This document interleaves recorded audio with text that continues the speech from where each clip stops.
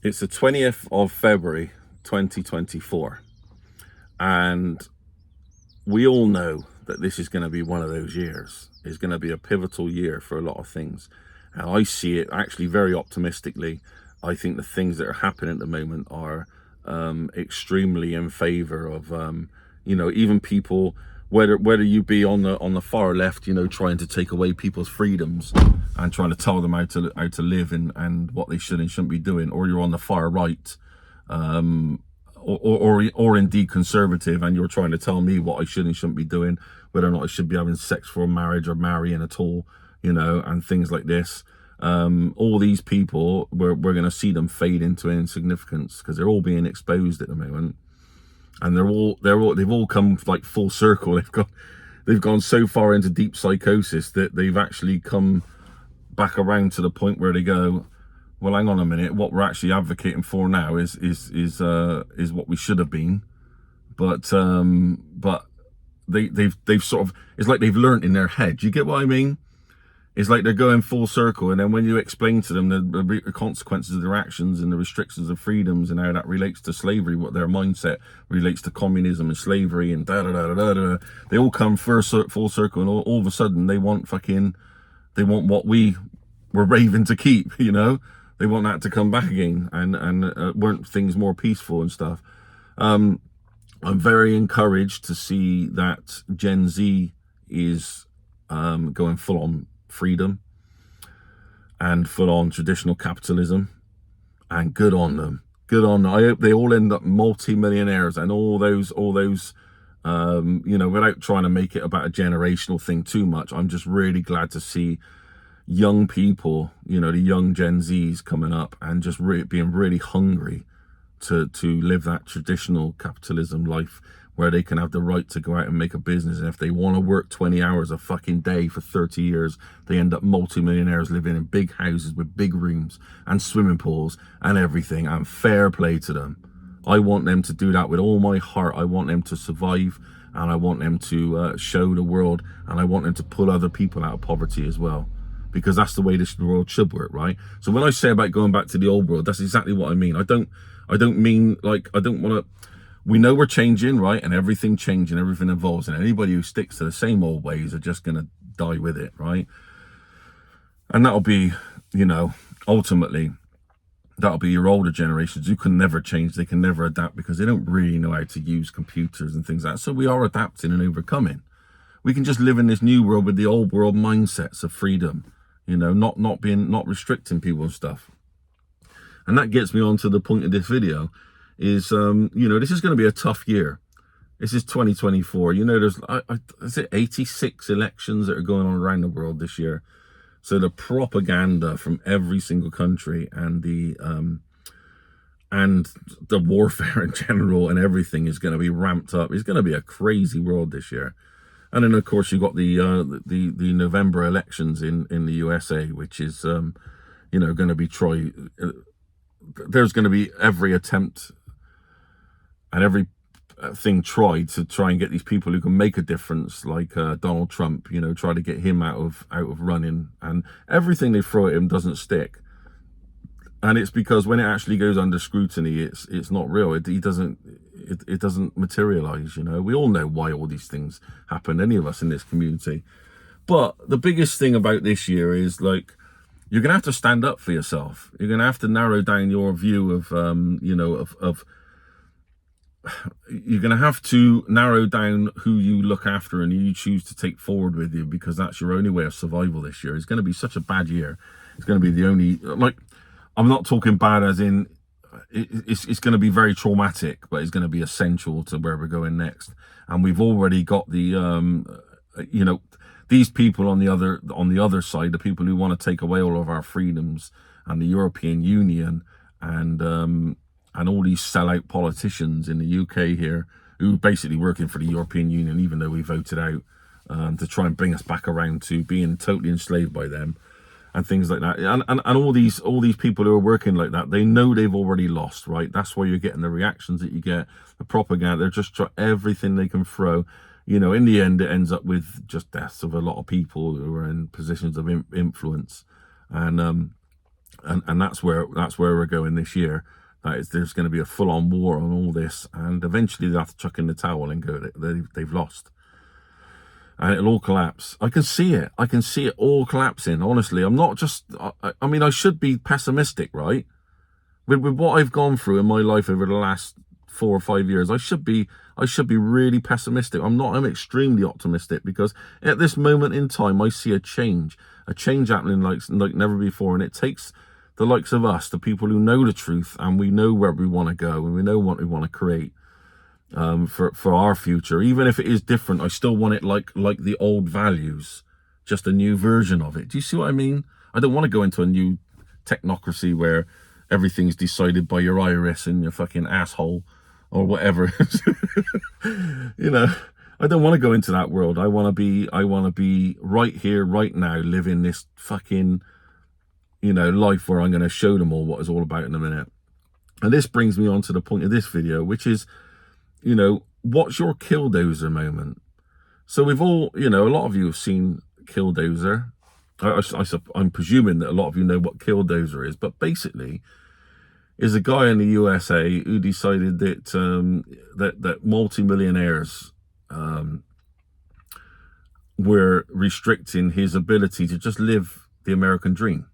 So he served in the armed forces. He done his bit, and when he come out, he wanted to retire, but he wanted a muffler shop, as you Americans call it. We call it an exhaust shop, but you would call it a muffler shop. And he wanted to expand the muffler shop, and no matter how much he tried, he couldn't get the planning permission. And what he found out in the end was that all the councillors and there was a local firm that done all the concrete business that didn't want him to expand because they wanted the land.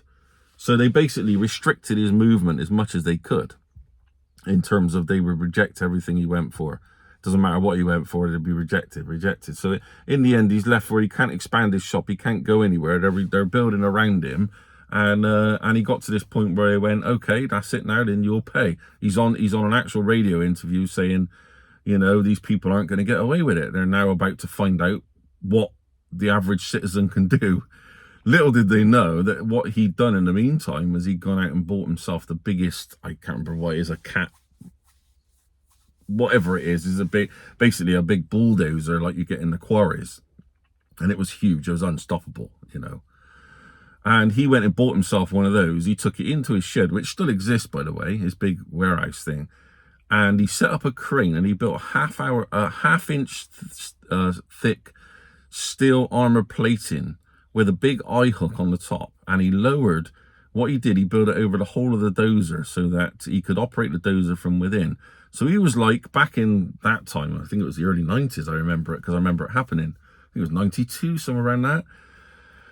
And what he did was he set up TVs inside that were connected to cameras on the outside so he could see where he was going, because there was no windows, there was no hatches to get in and out, padlocks, nothing, right? It wasn't like a tank where you open up a hatch at the top. Once he lowered this half-inch thick steel armor plating over the top, it was there to stay. That was it. He was going down in that thing, and that's that, right? So he knew what he was doing. It was his Killdozer moment, where he went, you're not going to give me the planning permission to extend my workshop. You're restricting me and taking away my livelihood. The multi-millionaire concrete firm next to me has bought all you councillors out, and you're making decisions against me continuously. You're not listening to my appeals. The local businesses around me which are doing this or doing that. So what he decided to do is he dropped this armor plate over him. And he went in, he had little like spy holes like you would have in a castle years ago, I suppose, where he could shoot out of. And he went around and he drove through all their buildings. He drove through the concrete plant. He drove through the council offices. Literally, you could see it all on, it's all on film. Everything that they got out that tried to stop him from the quarries or from the concrete works or whatever, he just pushed them out of the way like they were nothing, like they were little toys, right? And he went around and he bashed down the houses and all the businesses of everybody who wronged him. He left everybody else alone. He just went for everybody who wronged him. They had no house left. He literally went in the front and out the back. And in the end, I mean, I'm not really spoiling. There's not like a spoiler. But in the end, what happened was half of his tracks went down into a basement because his cat machine was so heavy, it broke the concrete basement flooring. And he went down into it and got beached. So he shot himself. And that was his Killdozer moment. That was a point in which he went, I can't operate. I'm an ex-veteran. I'm being poorly treated. People are voting against me. A bit like what we got going on now. Doesn't matter what we say as civilians. It doesn't matter. We're going to be restricted, and these laws and things. There's no public mandate. They think because we voted for one of them that they can just come out and chuck someone else in power and bring out all these new, and we somehow accept it because we had these two offers of these two people in this country that we had to choose from, and now we're under their rule or something. They can make up what they want, and that's not true. There comes a point where you restrict people so much that we get to that point of the Killdozer. So that's what I'd like to know. I'd like to know in the comments here on YouTube, and if you're friends with me on Facebook, if you're not, come join me. You know, if you find what I'm saying like inspirational or whatever, or true, or just gives you a sense of relief inside yourself to hear it, then come join me on Facebook. My name on there is Kai Bowman, Kai spelled K-A-I, and I got a picture of me, you know, dressed with a monkey on my shoulder and plaits in my beard. And yeah, and the thing is, I'd like to know what your Killdozer moment is. You know, for me, like I explained in a previous video, that for me, my Killdozer moment was if anybody crossed my front door with anything related to COVID. If they mentioned COVID, or they mentioned anything to do with that, or the injections, or any of the restrictions that they did, or going away to camps, quarantine, anything, they wouldn't have made it across that front door. I would have warned them first, and then I would just go all in. So that was my Killdozer moment. That you enter into the threshold of my house as a spiritual barrier that will vaporize anybody who tries to cross or stick their arm through it. And that's the way it is. And that's what these people didn't understand. And I think there was a lot of people just like me, a lot of true men out there who would have protected their family to the death from anything that would have come from that. Because remember that in Nazi Germany, if those Jews would have made a fuss at the door, they would have probably been executed. But at least they stood a chance. At least they stood a chance of taking somebody down when they come through the door, instead of peacefully and calmly getting on all those trains or whatever they did, you know, in the promise that we're going to look after you. You know, you have a lovely life and some work and all this crap.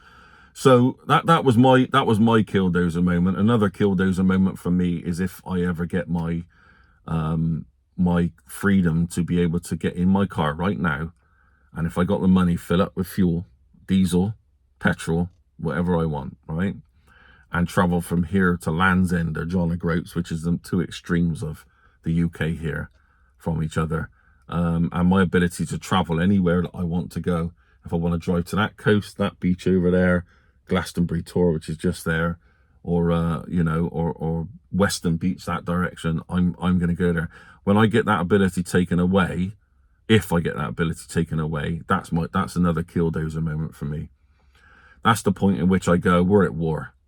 We're at war. And I'll go about it very cleverly. It won't be something where I'll go out with you know, particularly with a big machine to start but it's really like how inspirational, you know. But yeah, so that I'd love to hear what your Killdozer moment would be, and you know, it don't even have to be like, you don't have to be a full explanation. It just needs to be crossing of my front door that from somebody I don't want to ever come across that front door, or the banning of this, or the restrictions of that, or the taking away of me of my home, or the taking away of my children because they so belong to the state, or whatever it is, right? So yeah, I'd love to hear that. I'd love to hear what you guys got to say. Hopefully I'm getting some of this out of me now, so you might get some calm videos of me, because this is like number 4 or 5 today, and it's not been, you know, I'm starting to feel myself getting that without you guys, I'd go insane. I would literally go insane without you guys. I feel so much better when I start speaking to the camera, and I have no idea why. It doesn't matter if one person watched it. There's someone out there that knows, you know. It's like having a talk to somebody in a room where you're never going to see again. That's how I feel with this sort of stuff. And for some reason, people want to come see it, and I love that. I hope I inspire some of you, or at least give you like a vent inside of yourselves that you're not alone, because you're not. You're not alone. You're never alone. There is so many people. We're not aired. We're restricted. Do you see what I mean? We're restricted, and we shouldn't be. We should be allowed to everybody should be allowed to say what they want to say, offensive or not. And I'm not talking about riling, you know, mentally ill people up to go around committing, you know, serious crimes or whatever. But I'm also talking about, you should, in a conversation, if I'm talking to anybody, I don't care if it was Pope John Paul the fucking 27th or whatever, it doesn't make any difference to me. I'd still want that to be open, you know? If I sat down and talked with the Queen when she was alive, if I want to go up to Prince Charles and call him an absolute tosspot because what he's doing by bringing in restrictions on people's ability to use CO2 or whatever, he's actually a genocidal lunatic, then I'll go say it. You know, whether or not I'll be liked for that, but that's the world I want to live in. Someone can say that to me if they want. I don't care. Let's have a chat about it. You're not taking away my freedom of speech. I just had enough. I've had enough of being restricted, you know, and I feel personally targeted because I live in the West and I'm white and I'm over middle-aged and I've got a memory that goes back further than fucking 2 minutes ago when I was raised in a, you know, in a school or whatever, and I'm told what to think. You know, I've got a memory of when things were brighter and you felt freer and you could go outside your house and just walk where you wanted. There was no restrict, drive where you want, you know. If you had the money, you could drive where you wanted. If you had the ambition, you could focus it into any position you wanted, go on holiday where you wanted to go. You know, that's the way it should be. That's what I grew up in. And that's what these people are scared of us teaching this to the younger people. But these Gen Zs are clever. They're turning. I'm telling you, they're turning. And this is the biggest fear of all. They're very clever. I get a lot of inspiration from them because I can see the way that they're changing, and they see the value of that old traditional capitalism and the American dream, albeit we don't have much of that left. It's still a craving that I can see being reborn. So there's a lot of positives, and perhaps I'll calm down for the next video, okay?